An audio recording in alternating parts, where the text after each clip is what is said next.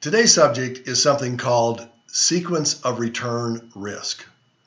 Now, this is something that very few financial advisors or planners really spend a lot of time on, and certainly the vast majority of people planning for retirement really have no idea what that is and the negative impact it could have on their retirement.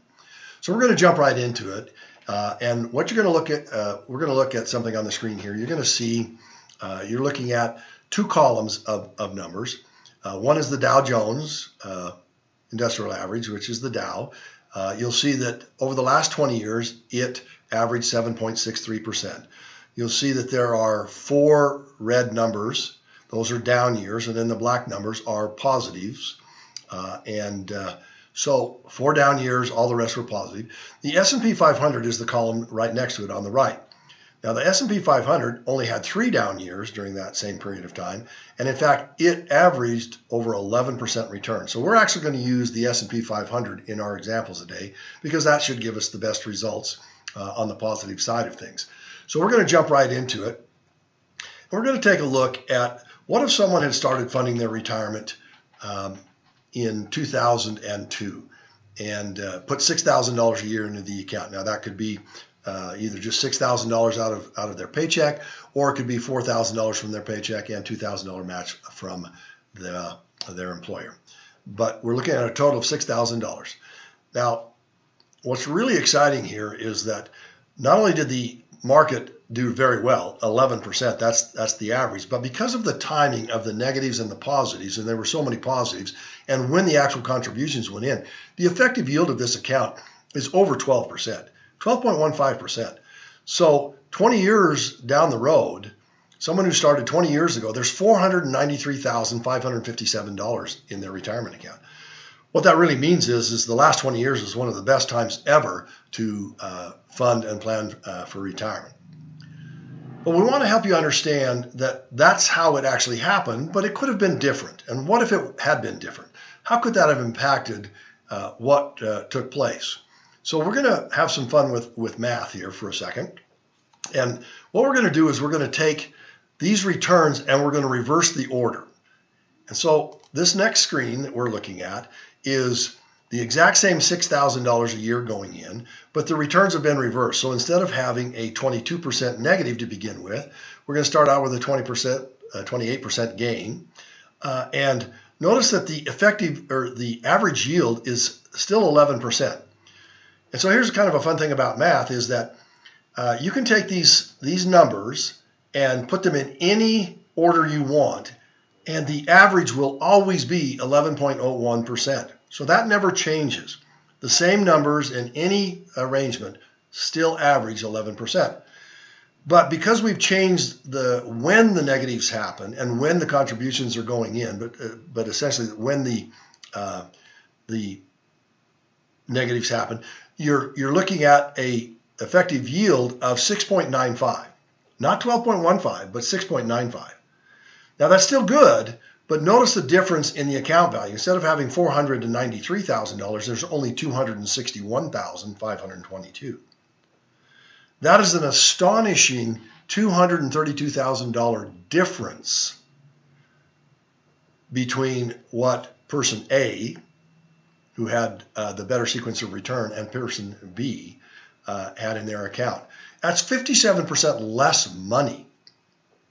Now, we have no way of knowing what the sequence of returns is going to be over the next 20 years, but what we want to show you in today's video is how important sequence of returns can be and how it can truly negatively impact not only the accumulation phase, but really the distribution phase. So we're going to go to the next scenario here, and this is assuming someone retired in 1996, and they retired with $400,000 in their account, and the period of time from 1996 to 2015, the S&P 500 averaged 9.86%, just a little less than 10%. So we should be able to withdraw 6% of our account value, or $24,000 a year, and not only not run out of money, but our account should grow, and that's exactly what happens. Notice here that we're pulling out $24,000 a year. We started with $400,000, and 20 years later, there is $832,000 in the account. So we pulled out $480,000 of supplemental retirement, and our account grew to $832,000. The effective yield during that period of time, again, the timing of when the negatives occurred, when the money went in, when the positive occurred, or when the money came out actually, is 8.71%. So from 1996 to 2015 was a great time to be retired because your account was just really doing well. Now, there is one thing that we didn't take into consideration here that we want to kind of show, and that is most or the vast majority of 401ks use mutual funds as the underlying investment. And those mutual fund managers charge a fee. And we've selected 1% as the fee. Now, that's actually kind of low for 401k plans, but we're going to use it, and we're going to show you how that impacts the account. So a 1% fee that you see up here, the account value drops from $832,000 to $607,000. Now that is a $225,000 difference. That is a huge, huge difference. Still positive. You still took $480,000 out during retirement, and you still have a bunch of money to take you through the balance of your retirement. But there was a $225,000 loss. But there's another thing that is very unique to this process, and we want to point it out, and that is if you look at this column here, it says miscellaneous fees. This is the management fees. You see in the first year, $4,600 in fees came out in the first year of retirement, then $5,760, then $7,013. If you add all these numbers up, you come to a total of $111,400. That's the actual fees that were charged to the account. But remember, the account went down $225,000, not $111,000. So where did the other $114,000 go? That $114,000 is what we call lost opportunity cost. And what that refers to is because these fees were not in the account to earn the rates of return that were applied, the interest that was gained, there was never a return on those dollars. So the total amount of fees is $111,000, but the interest that those fees could have earned during that 20-year period of time was an additional $114,000. So the total loss of fees and lost interest or lost opportunity costs is $225,000. That's a big deal. That's very important. Now, this is in a positive scenario. But as we mentioned earlier, what if you had to delay your retirement? What if you had to delay your retirement by, say, just 3 years? How would that look different? Okay, let's pull that up. So this is someone who has the same $400,000 in their account, but they delayed their retirement to 1999. We're going to pull the same 6% out, or $24,000. And the reason we think we can do that is because the market during that period of time averaged 7.1%. So we should easily be able to pull out 6% and still be okay. And actually we are. If you look here, the account value starts at $400,000 and slightly increases, but then over time, as these sequence of returns happen, you notice that we actually end up not with $800,000, $832,000. We only end up with $60,000. So just delaying your retirement by a mere 3 years, the sequence of return, the risk that you took, you didn't even know you were taking it. But in real life, people that retired in 1996 were in great shape. People that retired in 1999 and used their 401k to supplement their retirement, they ran the risk of running out of money. Now remember that 1% fee that we talked about. Let's put a 1% fee into this scenario.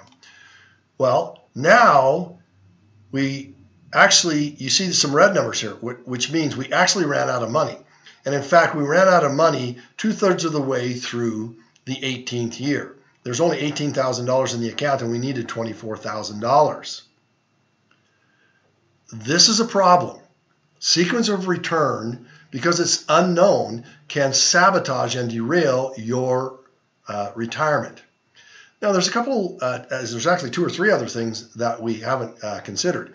Now, we've talked about fees and how they can cause problems, but what about taxes? Do you expect taxes in the future to be higher or lower?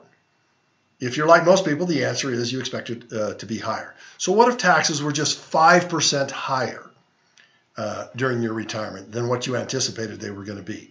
So we're gonna put that number in, and that 5% amounts to $1,200 additional that you need to take out to pay taxes. So if that's the case, we're going to take that $1,200 out. You see that in this column. And now you run out of money partway through the 17th year. What if taxes were 10% higher and you had to take out $2,400 more to pay the increase in taxes? Now you run out of money in the 15th year. So you can see that there's fees that can impact. Sequence of return can be devastating. Taxes could have a big play a big role in how much you have available during retirement. But there's one other thing that we haven't talked about yet, and that is inflation. You know, at the time of this recording, we've been experiencing 8% inflation in 2022. Now, we have no way of knowing how long that's going to continue, but what would happen if 8% inflation continued for an extended period of time? A lot of people are saying inflation is here for a while. So what would happen if we had 8% inflation? Okay, let's add 8% inflation to this scenario. What that means is that our earning power is going to go down, or we're going to have to pull more money out of our account. Okay, what that looks like in a real world scenario is you have to pull more money out of your account to keep up with the cost of living, the rising cost of living. And now, between fees, we're not even talking about increase in taxes, between fees and inflation, you run out of money in the 10th year. If we throw in taxation and increase the withdrawals because you need to pay more in taxes, if those taxes were 10%, now you're running out of money a little faster because you're having to pull more money out. So all these scenarios, sequence of return risk, inflation, higher taxation, and fees, all these come into play, and they are more damaging during the distribution phase. And so if you'd like to learn more about how you can protect yourself from these wealth transfers, areas that are going to cause you to have less money in your account, these eroding factors, if you're going to offset their impact on your retirement, please take a minute and click on the link below to schedule your free, no obligation, 30-minute consultation so we can talk with you about how you might be able to reduce the impact of these eroding factors, not only during the period of time where you're trying to accumulate, but specifically and most importantly, during the distribution phase. You'll find that we have some great ideas that will help you offset these eroding factors. And while you're at it, if you'd like, please go ahead and click on the other link below and get yourself registered for our free financial education video library, because we've got a lot of good information in there that will help you plan for your future. And we really look forward to helping you in the future. And thanks for taking the time to tune in and listen to us today. This is Scott Christensen again, and we hope that you found this information to be valuable. Please take a second to click on the subscribe button, as it helps us to get our educational content out to more people. And if you want to get notified when new videos are posted, then also click the little bell. For more educational content, such as our books and our free members website, strategicwealthbuilder.com, click on the links in the description area below. And thanks for watching.